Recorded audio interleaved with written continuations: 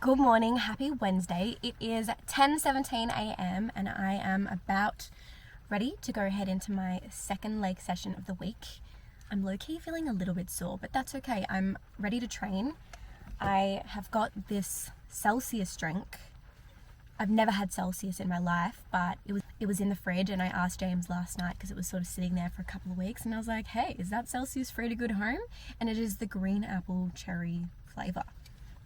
It's got 11 calories, 100 milligrams of caffeine, so pretty good, decent flavor. I like green apple, but I'm not like a major fan of that kind of fake cherry flavor, but enjoyable. FYI, filming in public is really, really tough. I just had someone walk past and I was like, oh, pull the camera down, oh, embarrassed. Anyways, we digress. But I thought I'd run you guys along through my lower body session and a little bit how I program for myself.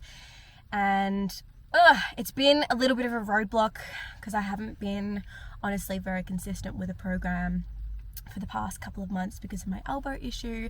I think it's golfer's elbow and an inflammation within the tendon. So it kind of has been making my training been a little bit all over the place. I'm testing what I can do, what I can't do. Obviously, I'm limited to actually holding and lifting weight, whether that be training upper body or training lower body. So it's been a little bit of a roller coaster with figuring out what's working, but I think I'm onto something. And I'm gonna give training 3 leg days a week a go. Now, I have not done this since prep back in the day. So it's been years since I've done like 3 leg days in a week, and I definitely have a feeling I am going to be so sore. But it does make it a little bit complicated, training 3 leg days a week, because you don't want to overdo yourself too much where you're not getting any benefit from the training in itself. So we've got to be strategic with how we actually program what exercises, sets, reps, all that jazz. I'm going to try my best to get as much footage as I can. Again, even though you might be seeing this video and you're watching it from your phone, being the other person on the other side, girlfriend, I get so nervous. And even though I'm used to doing filming and stuff on my phone, I still have days where where I am so in my head and it is so freaking hard. Doing this right now and this car's going past, I'm like, girl. And someone's reversing. So that is my cue. See ya.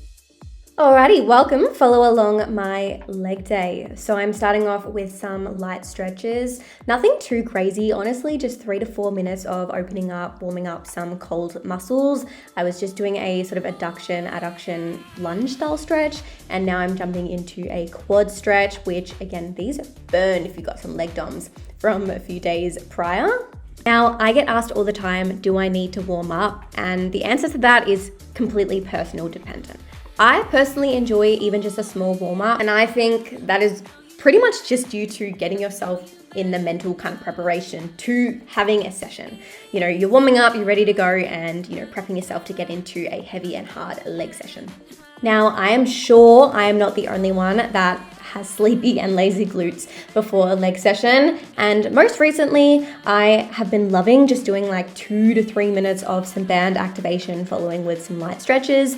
Again, I might do one or I might do both of them, depending on how I'm doing for time. But crab walks and sort of body weight squats are my favorite. Now, remember with crab walks, try not to bounce up and down. The intention is to keep your body nice and low, holding sort of a really half-style squat, and baby steps, so you're keeping the tension on the resistance band that whole time.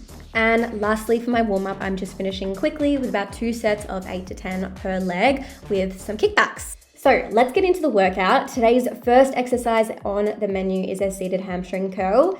Now, when you jump into this, make sure you have adjusted the seat properly for your height, because if you don't, it's going to feel super off. Now, I've got the seated hammy curl first on the menu. I love it as a primer, especially because I've got some heavy compounds to follow. Now, I know that this is a hamstring exercise, but make sure you're pressing your whole upper back into the padding, driving your heels all the way into the back of the machine, holding and squeezing for your dear life. I would say another common mistake that I see a lot of people make is using too much momentum. So during this, you don't see my upper body or my torso rocking at all. And I'm also making sure my core is engaged throughout this whole entire set. Now, tempo wise, I followed a fast down 1 second hold and about a 1 to 2 eccentric phase. And sets and reps, we did about 3 solid working sets for 10 to 12.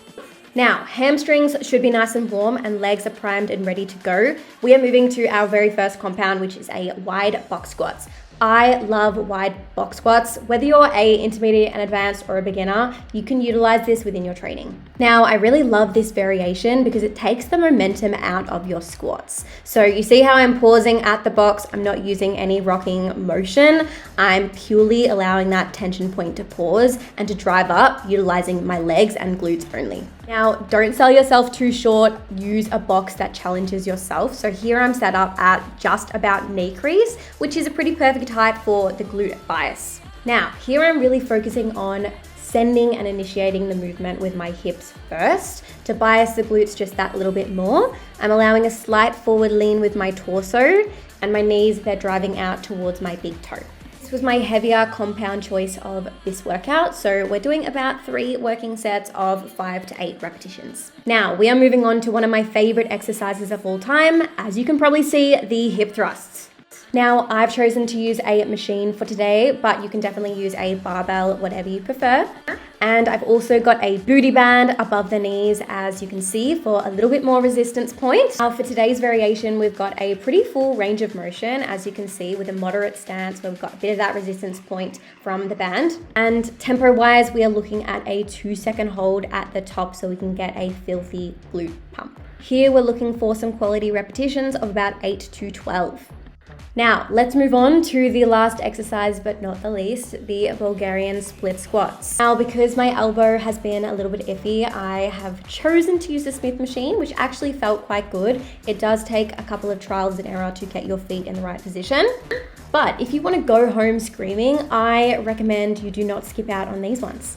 Now, if you want to bias your glutes that little bit more, I recommend you focus on leading with those hips first, like we did with the squats earlier. You also need to allow your knees to stretch forward naturally, so you can allow your hips and glutes to stretch into that little pocket quite naturally. And as you can tell by the absolute slowness of my reps, these absolutely killed and burned my lower body to pieces. Hey, if it's on the program, we show up, we get it done no matter what. Tempo wise, we are looking at a controlled stretch on the way down with a pretty explosive, fast coming up phase. Here I completed 3 sets of about 6 to 8 repetitions per side. Today's session was a really good example of how good back to basics can be. You do not need 8, 9, 10 different exercises, whether that's upper body or lower body, to have an efficient and effective workout. If you work hard at the basics, tick the boxes day in, day out, you will make progress and you'll see results. I 100% guarantee that. And I am so proud of myself. I filmed every single exercise, even though I was shitting my pants. So be proud of me, please. No, I have been filming, especially myself in the gym for content and all the things for, over 4 years. I still get nerves every single time I do it. Sometimes I have days where I honestly have to put the camera away, and other days I do not give a flying about recording. So, you just got to go with it. And I think it's just part of the human experience. But anyways, I'm going to round up this video now, and I hope you enjoyed and at least got, one little piece, golden nugget from the content. And I'll see you next time.